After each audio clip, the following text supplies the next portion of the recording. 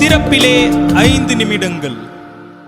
கிறிஸ்துவுக்குள் மிகவும் பிரியமான என் அன்பு சகோதர சகோதரிகளை, திறப்பிலே 5 நிமிடங்கள் என்கிற இந்த ஜெப நேரத்தில் என் அன்பு சகோதர சகோதரிகள் உங்கள் அனைவரோடு கூட இணைந்து ஜெபிக்க கர்த்தர் பாராட்டின கிருபைக்காக ஆண்டவருக்கு நன்றி செலுத்துகிறேன்.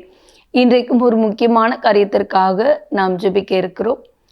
உலக அளவிலே தட்பவெப்பநிலை மிகப்பெரிய மாற்றத்தோடு ஒவ்வொரு தேசத்திலும் காணப்பட்டு வருகிற அதே சூழ்நிலையில் இந்தியாவிலும் கூட தற்போது கோடை வெப்பத்தினுடைய தாக்கம் மிகப்பெரிய அளவில் இருப்பதாகவும், இந்த வருஷத்தில் இதுவரை இல்லாத அளவு ஒரு வெப்பத்தின் தாக்கத்தை இந்தியா முழுவதும் காண முடியும் என்று இந்திய வானிலை ஆய்வு மையம் கூறியிருக்கிறது.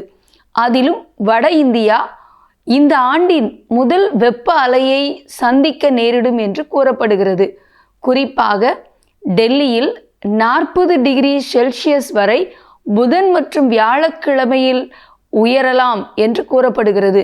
அது மட்டுமல்லாமல் உத்தரப்பிரதேசம், மத்திய பிரதேசம் மற்றும் ராஜஸ்தான் ஆகிய மாநிலங்களில் 41 முதல் 44 டிகிரி வரை இந்த வானிலை ஆய்வு மையத்தினுடைய தகவலின்படி வெப்பத்தினுடைய தாக்கம் அதிகரிக்கலாம் என்று கூறப்பட்டிருக்கிறது.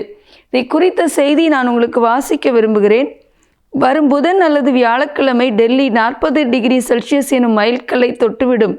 வார இறுதியில் 42 வரை உயர்ந்து மக்களை வியக்க வைக்கும் என்று கூறப்படுகிறது. ராஜஸ்தான், உத்தரப்பிரதேசம், மத்திய பிரதேச மாநிலங்களில் 41 டிகிரி முதல் 44 வரை கொளுத்த போகிறது என்று கூறப்பட்டிருக்கிறது. இயல்பை விட 4 முதல் 7 டிகிரி வரை அதிகரிக்கும் என்று கூறப்பட்டிருக்கிறது. இந்திய வானிலை ஆய்வு மையத்தின் கூற்றுப்படி சமவெளி பகுதிகளில் ஒரு வானிலை நிலையத்தின் அதிகபட்ச வெப்பநிலை குறைந்தது 40 டிகிரி செல்சியஸை எட்டும் போது வெப்ப அலை நிலவுவதாக கருதப்படும்.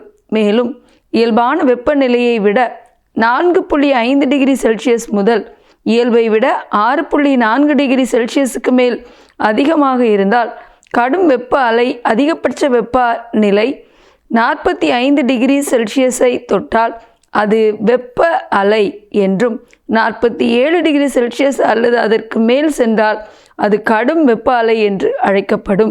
மேற்கு இடையூறுகளால் ஏற்பட்ட குளிர்ச்சியான சூழல் முடிவுக்கு வந்து வானம் மேகமூட்டமின்றி தெளிவாக காணப்படுவதால் இந்த வெப்ப உயர்வு ஏற்படுகிறது.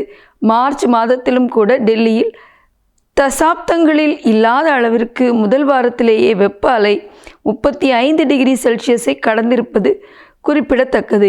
ஏப்ரல் முதல் ஜூன் வரை வெயில் சாதாரணமாக இருக்கும் என்று கணிக்கப்பட்டிருந்தாலும் வறண்ட வானிலை காரணமாகவே இப்போதே அனல் வீச தொடங்கியுள்ளது. ஆகவே மிகப்பெரிய அளவிலான வெப்பத்தினுடைய தாக்கமானது குழந்தைகள், முதியவர்களை பாதித்த நிமித்தமாக வியாதிகள், பலவீனங்கள் வராதபடி இந்த கோடை வெப்பத்தினுடைய தாக்கத்தை கர்த்தர் குறைத்து நல்ல கோடை மழையை ஆண்டவர் தந்து ஒரு குளிர்ச்சியான சூழலை கொடுப்பதற்காக பாரத்தோடு ஜெபிக்க போகிறோம். ஜெபிக்கலாமா? எங்கள் அன்பின் பரலோக பிதாவே, ஆசீர்வதிக்கப்பட்ட நாளின் கால விலைக்காக நன்றியோடு துதிக்கிறோம், ஸ்தோத்திரிக்கிறோம். அப்பா, இந்தியா முழுவதும் நிலவி வருகிற கோடை வெப்பத்தினுடைய தாக்கம் குறைக்கப்பட்டு நல்ல ஒரு குளிர்ச்சியான சூழல் நிலவ, நல்ல ஆசீர்வாதமான கோடை மழையை நீங்கள் தர நாங்கள் ஜெபிக்கிறோம் ஆண்டவரே. குறிப்பாக வட இந்தியாவில் அதிகரித்து வருகிற வெப்பத்தினுடைய தாக்கம் குறைக்கப்பட வேண்டும்.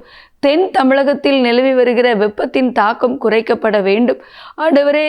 தகப்பனை, உயர்ந்து வருகிற இந்த வெப்ப வானிலை நிமித்தமாக குழந்தைகள், பெரியவர்கள், முதியவர்கள் பாதிக்கப்படாதபடி கர்த்தர் மனமிறங்கி சூழ்நிலையை மாற்றி கொடுக்க ஜெபிக்கிறோம் ஆண்டவர். நீங்கள் சொல்லாக நீங்கள் கட்டளையிட நிற்கும் ஒரு நல்ல கால சூழ்நிலை கட்டளையிட்டு ஆண்டவர் தேசம் ஆசீர்வதிக்கப்பட கிருபை தந்து வழி நடத்த ஜெபிக்கிறோம் ஆண்டவரே. உம்முடைய கரத்தில் அர்ப்பணிக்கிறோம். எங்களோட ஜெபத்தில் நின்றுக்கிற எல்லா சகோதர சொல்ல ஆசீர்வதிங்க இயேசுவின் நாமத்தில் பிதாவே, ஆமேன்.